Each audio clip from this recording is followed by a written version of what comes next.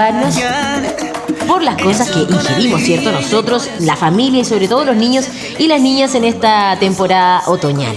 Oye, exactamente, por lo mismo queremos conversar en la mañana y queremos saludar, por supuesto, a Camila Sembler. Ella es nutricionista de Nueva Clínica Cordillera, que nos acompaña a esta hora para aclararnos hartos temas. Y tengo que decir que nosotros también deberíamos prepararnos nuestras colaciones saludables, no solo los niños. Totalmente cierto. Camila, ¿cómo estás? Bienvenida a tu conexión matinal.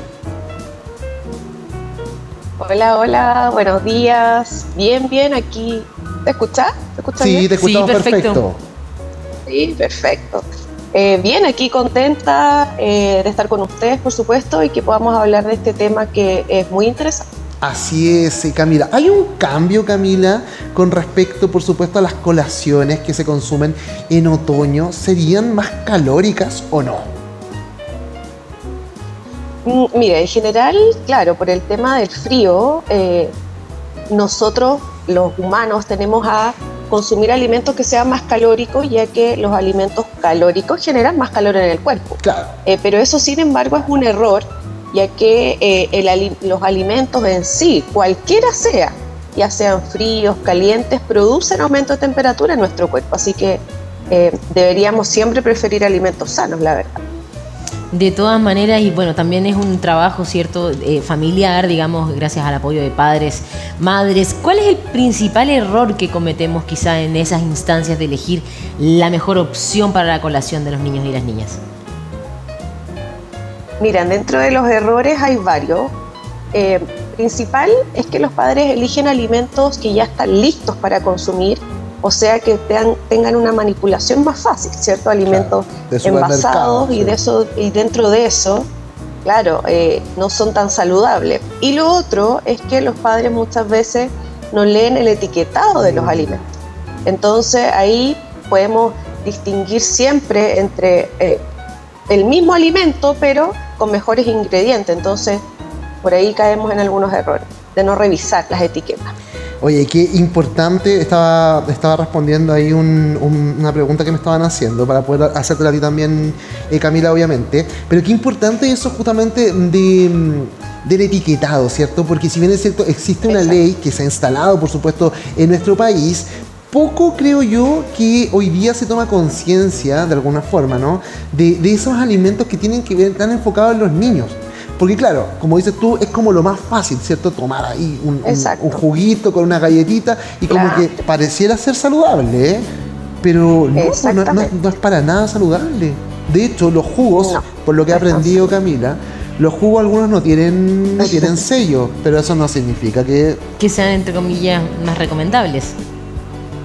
Exacto, muy bien. La verdad es que, claro, la industria ha ido modificando más que nada el gramaje de algunos alimentos para que estos no tengan sello, ya que los sellos de advertencia es en base a 100 gramos del producto. Entonces, las colaciones, algunos postres, por ejemplo, ahora de tener 120 gramos, que era una porción más grande, ahora pasaron a tener 80 o 90 gramos, claro, y así no tienen sello.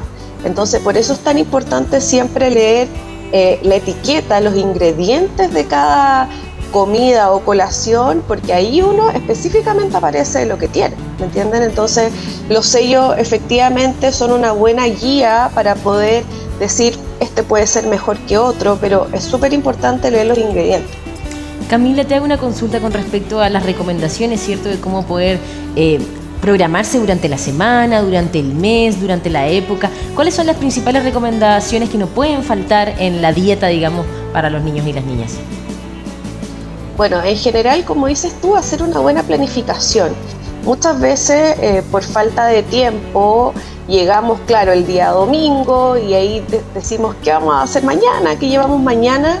Y cuando uno en general no planifica, tiende a o darle plata a los niños para que compren en el colegio o mandar lo que tengamos más rápido. Entonces es súper importante planificar. Hoy en día sí, en muchos colegios y jardines infantiles trabajan nutricionistas donde hay minutas. Entonces el día lunes, por ejemplo, toca la fruta, el día 2 toca, no sé, un quequito más saludable. Entonces con ese tipo de planificación yo siempre le digo a los papás, es más fácil que los niños puedan comer cosas sanas. Además que los niños, para que ustedes sepan, y yo siempre lo recalco ahí con mis pares o con la gente que conozco, en la medida que uno lo enseñe, entre más chiquititos aprendan a comer saludable, para ellos es mucho más fácil. Los niños tienen una habilidad muy especial para aprender a comer. Y lo digo de manera personal, tengo 2 sobrinos y yo siempre estoy hablando, acuérdense, esto es saludable, esto no, y ellos lo aprenden muy bien. Así que es súper importante la planificación y con ellos aún más. Exactamente. Ahora, claro, hay que darse el tiempo también y tratar de pasarlo bien, Exacto. disfrutar en el hecho de preparar ciertas colaciones, ¿cierto?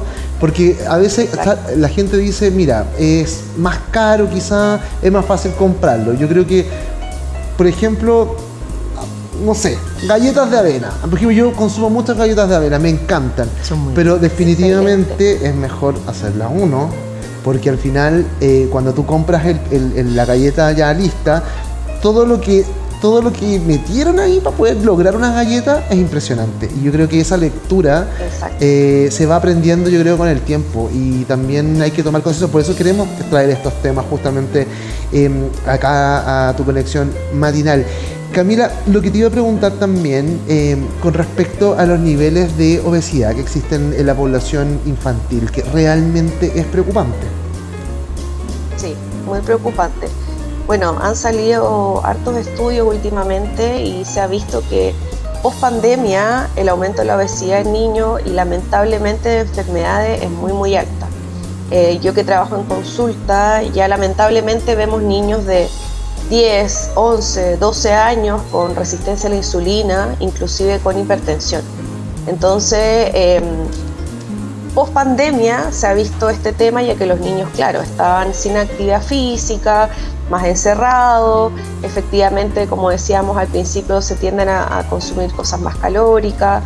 Entonces, súper importante que los papás se vayan educando en este tema. Y ¿sabes qué? Yo creo que se ha hecho. De a poco los papás han entendido un poco este tema de la alimentación, lo importante que significa.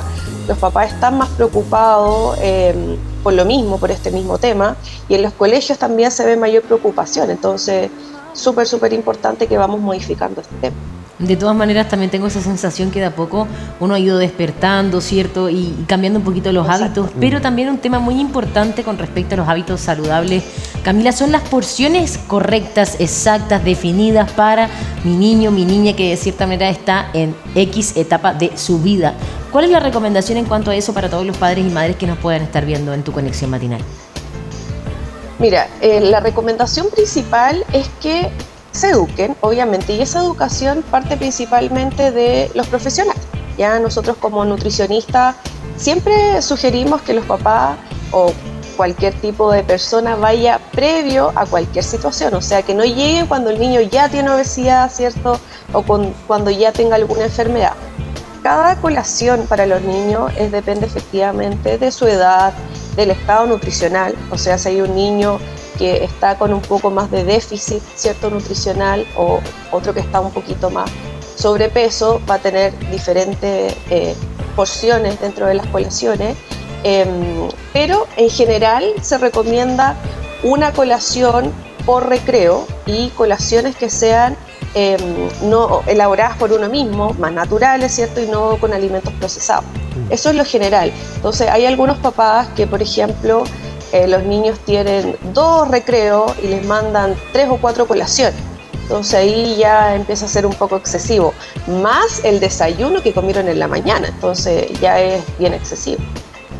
Claro, y además... Las colaciones, sí. Se me olvida, perdón, las colaciones deberían ser entre 100 a 200 calorías, más o menos. Entonces cuando los papás compren algún tipo de colación ya lista, fíjense en eso, en la calorías que tienen estos alimentos, en la cantidad de grasa. Ya la grasa debería ser menor a 3 gramos y debería ser menor a 5 gramos de azúcar por porción. Claro. Entonces ahí vayan fijándose. Exacto. Ahora, bueno, hay que decir también que mis recuerdos, ¿no?, de los kioscos, por ejemplo, que había en el colegio, eran distintos.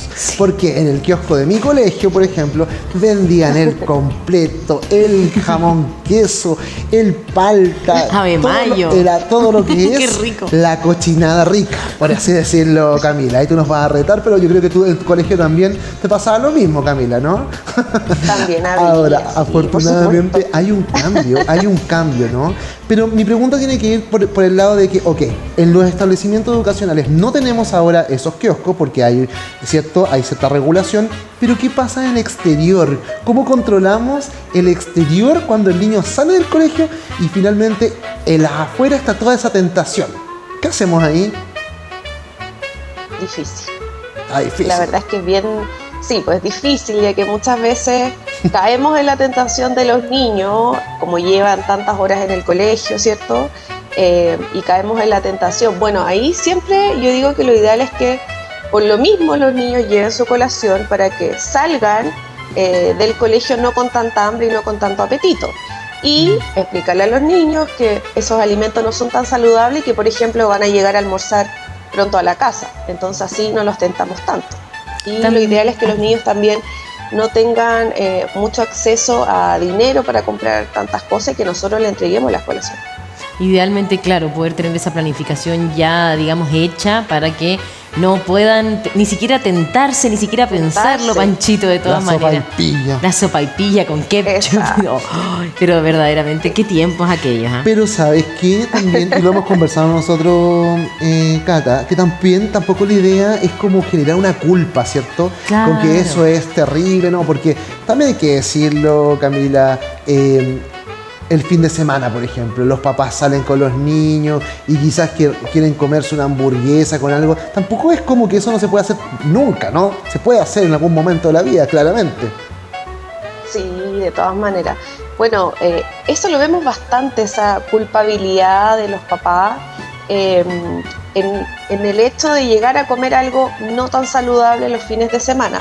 Ya. La verdad es que el tema de la alimentación para papás y para niños tiene que ser algo positivo, algo bonito, es parte esencial de nosotros. Entonces, si nosotros lo vemos con culpa, así algo terrible, nuestro cuerpo se estresa y el estrés produce a la larga también otras situaciones negativas en el cuerpo. Entonces, yo siempre recomiendo que lo ideal es que los 5 días de la semana, ¿cierto?, en que los niños van al colegio, al jardín, la alimentación sea un poquito más ordenada, los niños coman por lo menos 4 veces en el día y el fin de semana efectivamente los niños no se levantan a las 6, 7 de la mañana para ir al colegio, entonces se atrasan los horarios, pero sí se puede salir y obviamente en la medida que se muevan un poquito más. Yo siempre recomiendo que si en la semana es difícil moverse, el fin de semana vayan a los parques, ¿cierto? Ahí se muevan, andan en bicicleta, en scooter, lo que puedan hacer, en cierto modo, para mejorar eso. Pero la verdad es que sí se puede.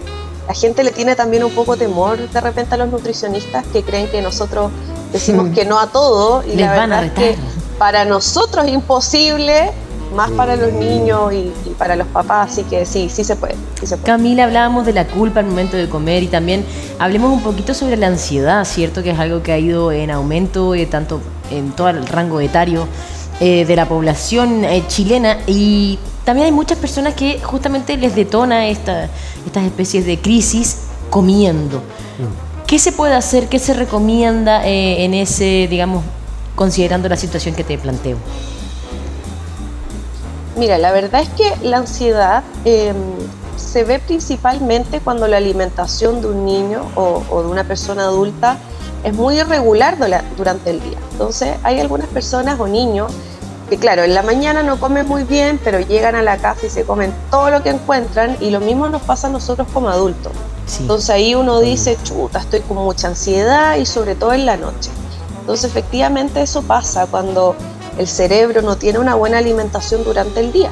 Si yo durante el día tengo una alimentación bien organizada, con colaciones pequeñitas, comiendo bien, sin distracción también cuando uno come, porque cuando uno come así con el celular o con la televisión, nuestro cerebro no se da cuenta que está comiendo.